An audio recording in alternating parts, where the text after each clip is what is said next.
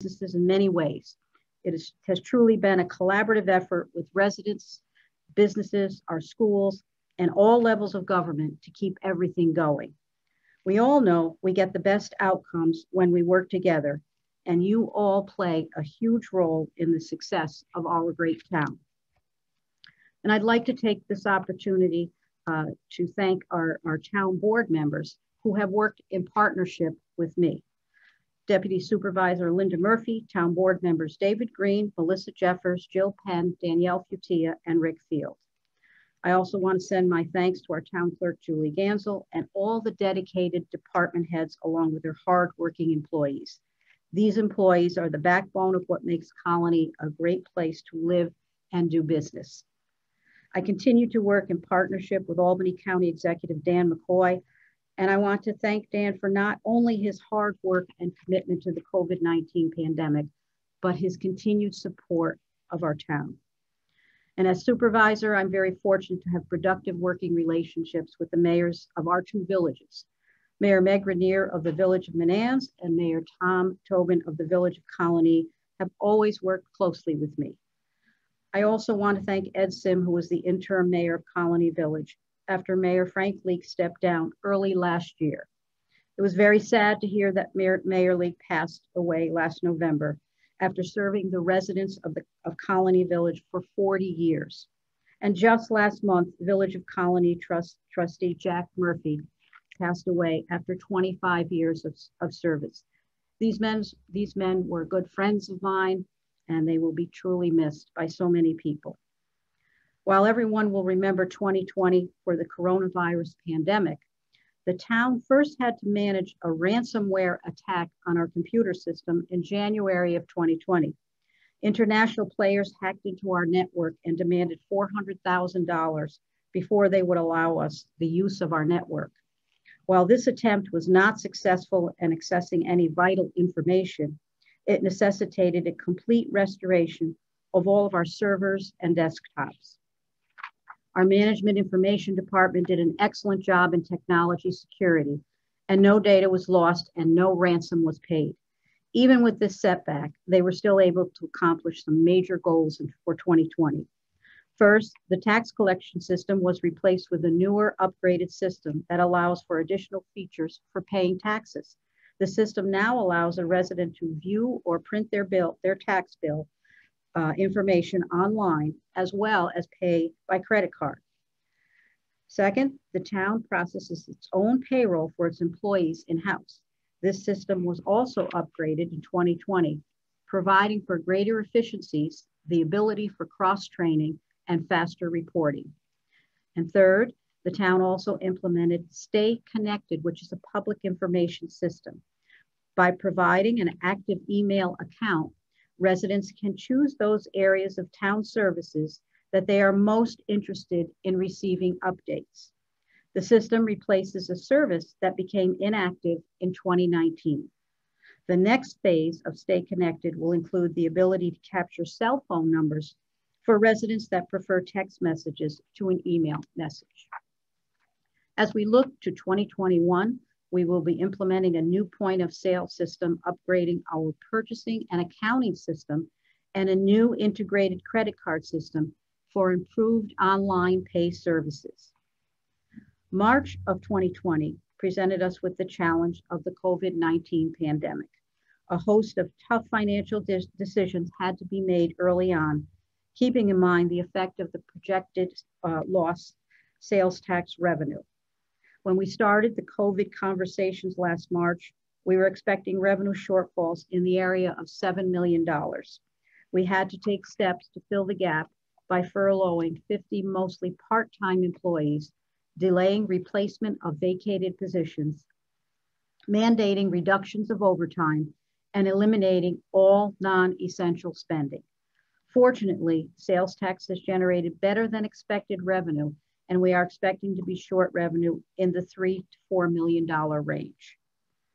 I'm very proud of how all the department heads responded to the governor's executive orders to reduce the number of staff in buildings. Town departments immediately developed ways to handle their business operations remotely or to move to contactless service. In preparation for reopening or resumption of in-person service, the town implemented a variety of safety measures to protect the public, such as acrylic shields, increased or enhanced cleaning of surfaces, appropriate social distancing, and wearing of masks. The town continues to monitor and comply with the most recent guidelines and requirements of the CDC and the New York State Department of Health. In planning, all departments are now set up for remote access for essential functions for any possible future shutdowns. In addition, we are in the process of completing our public employer health emergency plan for New York State. During these adverse times, we do have some great news. Of course, it goes without saying the gratitude and appreciation I have for our police, EMS, and fire personnel during these trying times. These individuals did not have the luxury of working from home and never hesitated in responding to any call or assisting those in need. As you know, public safety of the town residents has always been one of my top priorities. And once again, violent crime in the town has decreased for the second year in a row. Even though there was an increase in call volume, violent crimes decreased by 1.4%. We were recently able to hire 5 new police officers to backfill retirements within the department. Our communications division has recently implemented a new CAD and records management system that will better serve all first responders by being more efficient and allowing for improved data collection by all agencies.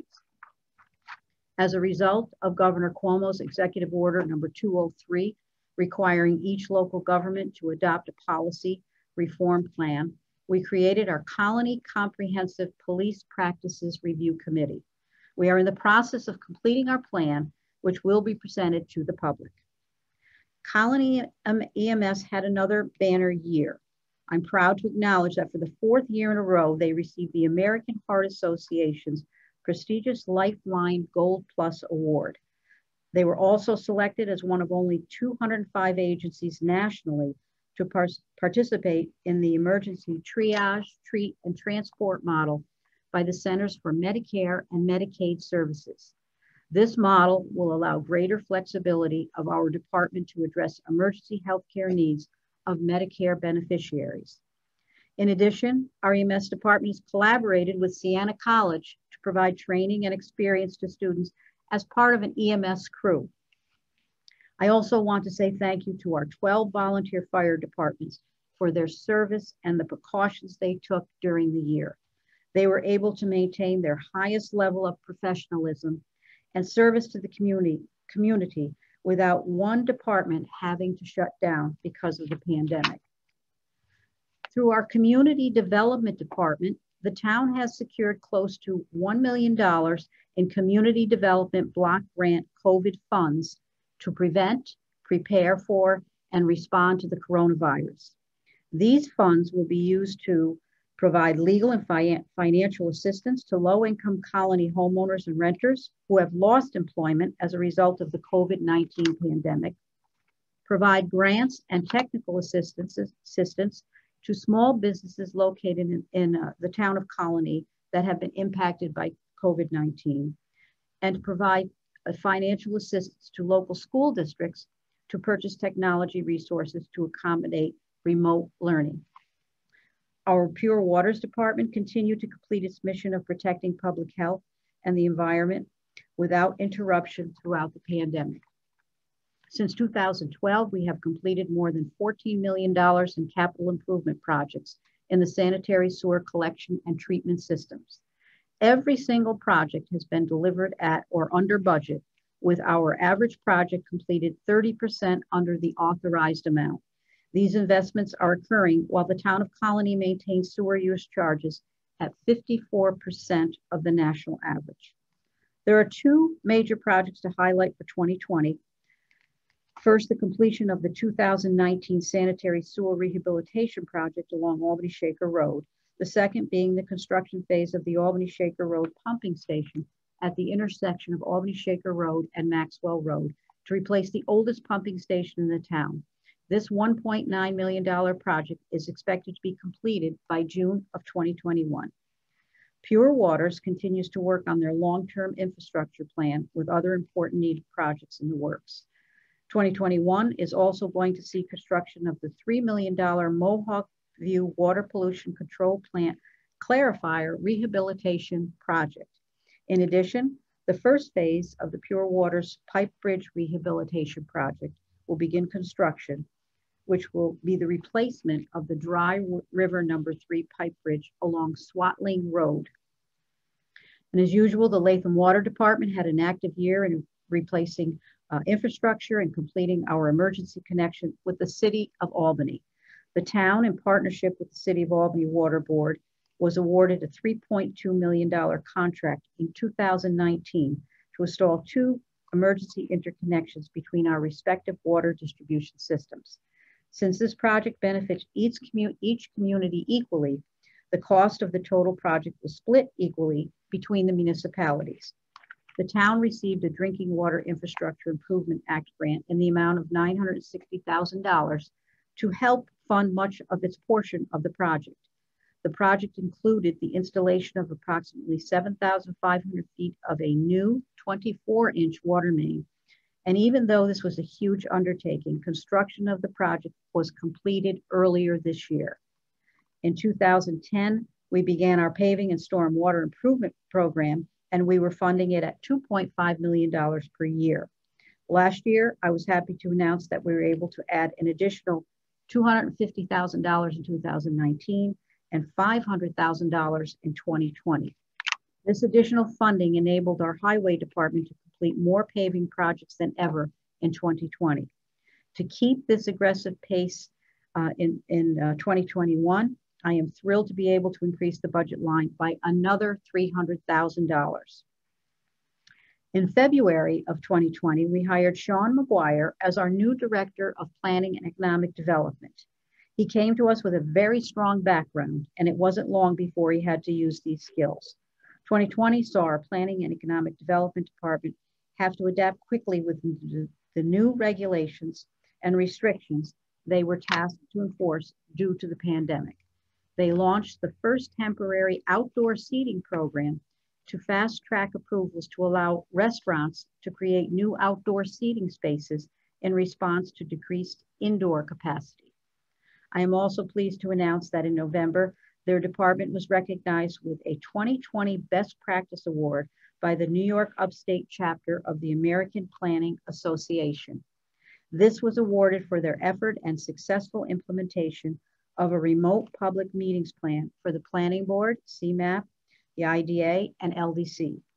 As of December 21st, 2020, our Planning and Economic Development Department, along with the IDA, have provided over $70,000 in grants to 11 Colonie small businesses to offset the additional costs of personal protection equipment related to COVID-19. Our Senior Resources Department moved to a new location at 12 Metro Park Drive. The new office space allows for senior resources to better serve not only the human service needs of our town residents, but also to expand programming, offer increased special events, services, and support groups. In addition, through the pandemic, the Senior Resources Department did not miss a beat when serving seniors and was successful in expanding our outreach efforts through the development of our new Senior Resources monthly newsletter, The Senior Starter. During the pandemic, our Senior Resources staff continued to provide the much needed support to our seniors to ensure that they continued to obtain the social work assistance they required. Referral to appropriate services, telephone reassurance, and grocery shopping assistances were enhanced and expanded to address the isolation and unmet needs of our older residents and their caregivers.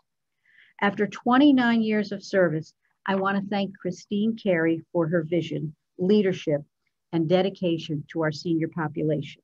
Christine retired as our director of the Senior Resources Department, and she was instrumental in making that department the premier program that it is.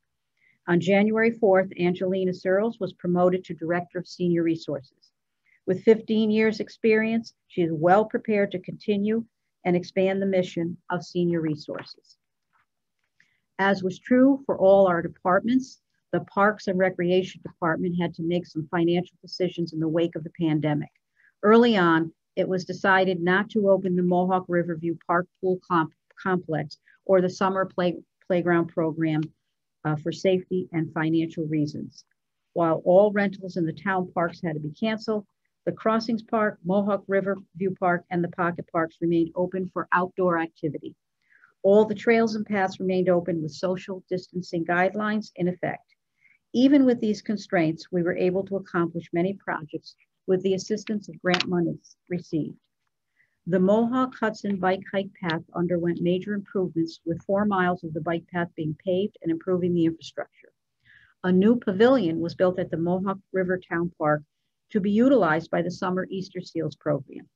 For those of you who have visited the Crossings Park this year, you've seen the addition of a new inclusive playground in the back of the park, along with a new parking area to handle the demand of park usage.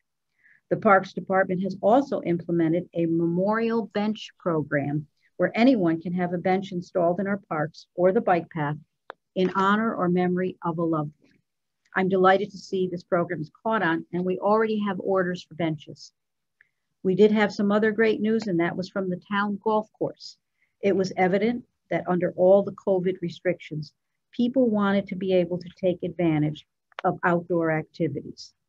After the state allowed courses to open and start using carts, we had more rounds played in either 2019 than in either 2019 or 2018 in 8 less weeks. The staff at the golf course did an excellent job with not only the upkeep of the course, but following all the state guidelines to ensure the health and safety of those golfing.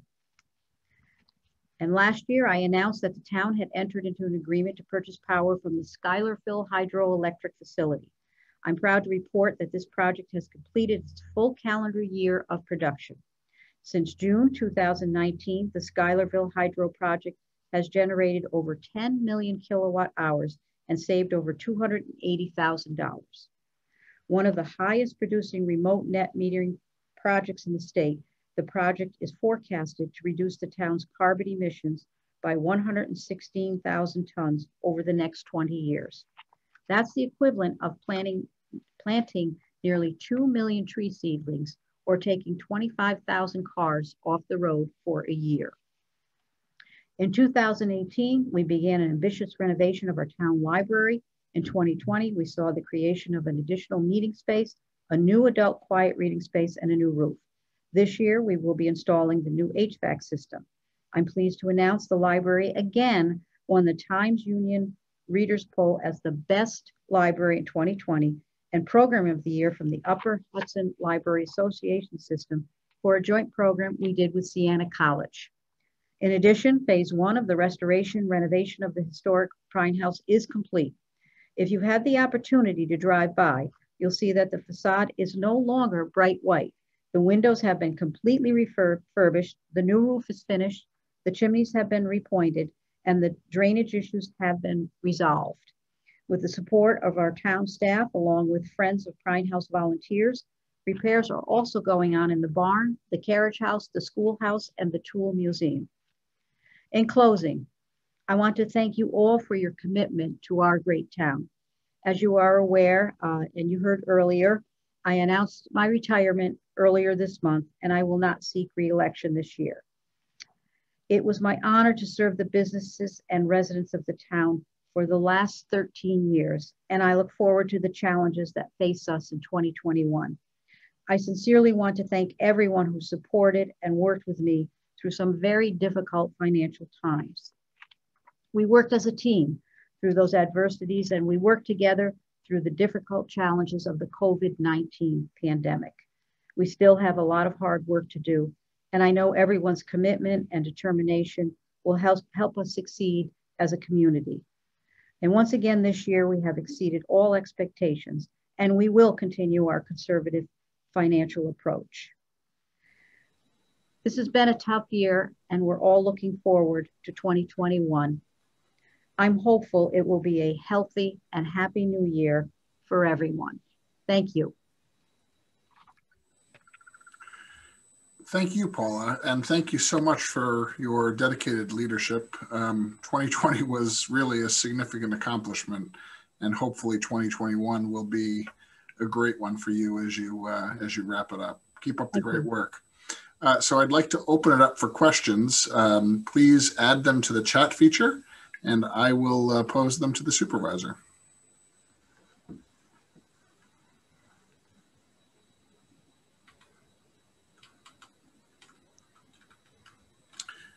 So while we're waiting for people to add some questions to the chat, I have one that, perhaps is a bit of a retrospective. Having had the chance to be present for this presentation now for a number of years, you've always struck me as particularly unflappable when you talk about the day-to-day things of the town. What's one thing that you look back over these many years and either remember as a tough time or something you're particularly proud of? Well, I think the toughest time was when I first got here to address the financial needs. It was really, really tough. It was almost impossible to do what we needed to do. As everyone knows, it's financial issues are really difficult and hard to overcome. But we did, and I'm very proud of that. There have been a lot of proud moments due to the great people that I work with, the employees and the residents of the town and all the business members. Coming from a field of education, I'm very used to working with a team in a collaborative approach. And when you work with this many people, as a town of 83,000 people and many, many residents and businesses, it's a real challenge to get everyone working together. When I say everyone, there's never an all, but as close as we could possibly get. And I'm really, really proud of the people of Colonie and all that we've accomplished together. There's so many things that have happened over the last 13 years and more that will happen in 2021. And it's not something you can do alone. So I love working with people. I love helping people. I'm most proud of everything that we've accomplished together through the years. Paula, the first thing you mentioned, there's a guy whose office is across the street from me on the second floor of the Capitol that could use your advice on how to get out of that financial trouble. And certainly we could all learn from your ability to bring people together. It certainly is the issue of the day. So, thank you for those thoughts. I do see we have a couple of questions here. First, I note that Mayor Grenier states that she would really like to thank Paula for your years of service, both in education and in government. She has been a great friend and a partner to the Village of Menands, and I wish her very good health and much happiness in the next chapter of her life. The first question I see is, as you wrap up your time in office, what advice do you give to your successor as top priorities for facing the town as it moves forward? Well, it's a big job, and you have to really enjoy working with people, seeing things from other people's views, not just your own. Have a sense of humor, but be ready to work hard, long hours, very rewarding. It's very rewarding. If you need to be very motivated, I don't think anyone would seek this job if they weren't motivated, because there's a lot to do. But I think the most important thing is focusing on what the job really is, and that's serving the people of the town of Colonie in whatever capacity that may be, and treating everyone with respect, the way you would want to be treated. And I've always tried to focus on the task at hand and leave the politics out of the job and work for the people of the town of Colonie. And I've also, it's something that I've asked of all our employees, that we work for the people out there, and it's our job to treat everyone with respect and get the job done in the best way possible. I see that North Colonie Superintendent Joe Corr has just posted another thank you note. Thank you for your dedicated service. I so appreciate and value the opportunity to work with you. You've been such a friend and partner of the North Colonie Central School District. All the best, Joe. It's great to hear. Other questions for Supervisor Mahan? So before we had the group join us, we did chatter a little bit about what everyone's plans are. Do you have plans for the end of your term? Well, you know, I'm hoping to be able to get a little rest, and well deserved. Hopefully we can, my husband and I and family can do a little traveling, a little vacation. And, you know, I'm not really going to change that much other than slowing down a little bit.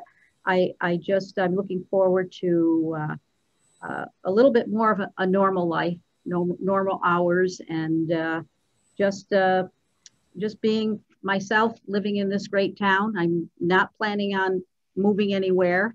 Some people may have heard or thought that I'm moving someplace like Florida or whatever, but I'm not moving anywhere. I love this town and I'm going to stay here. I'll be around, and if there's anything I can do, you know, for the town of Colonie, I will be here for them.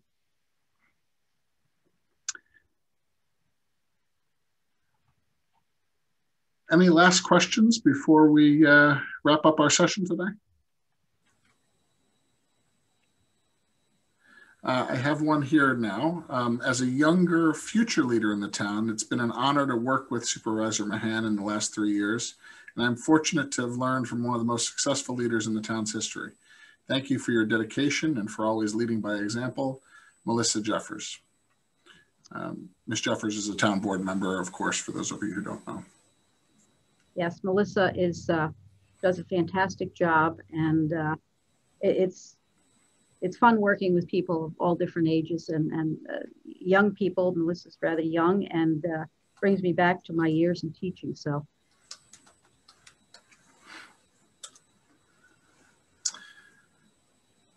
Okay, well, once again, thank you so much.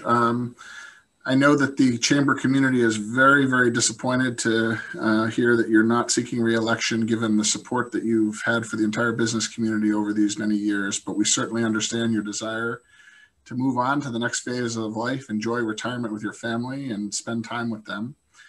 You have very, very much to be proud of, and your dedicated commitment to Colonie has been so apparent through your track record, all of your accomplishments, and the friends that you've made over the course of it. So you are very, very much appreciated.